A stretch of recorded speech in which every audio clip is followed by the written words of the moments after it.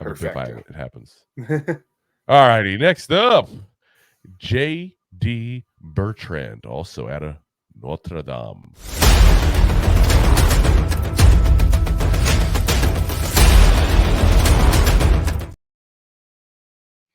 All righty. So JD is 6'1", 233 pounds, 23 years old, back in 22.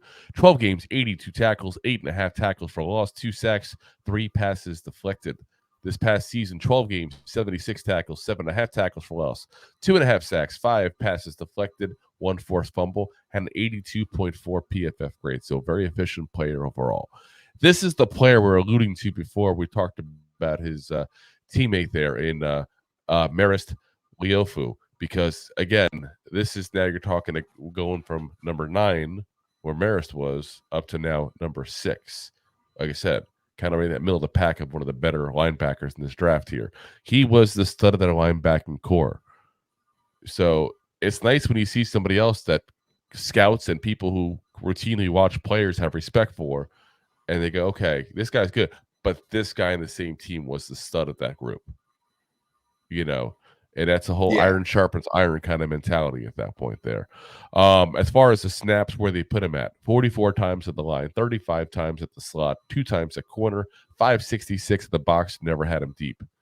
So that just, again, tells you what he is. The fact they put him in box very often, the fact they put him in the slot position accordingly. He's not the coverage guy. He's a leader of the football team, though I can tell you that as well. You see him on the sidelines. People go up to him on purpose and reach out to him and want to be around him. He's got that kind of magnetism to him.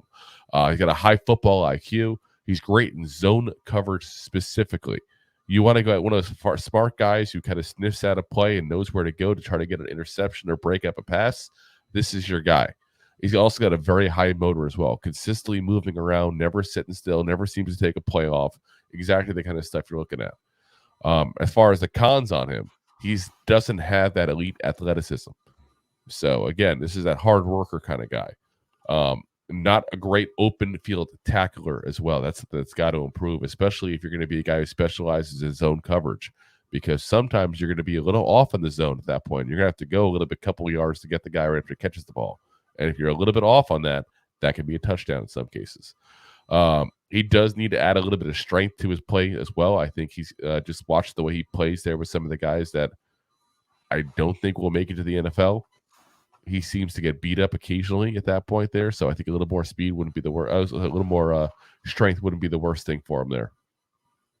Yeah, not at all. Like you said, 233, like you like to see him around a little closer to 240 and low 240s. Yeah.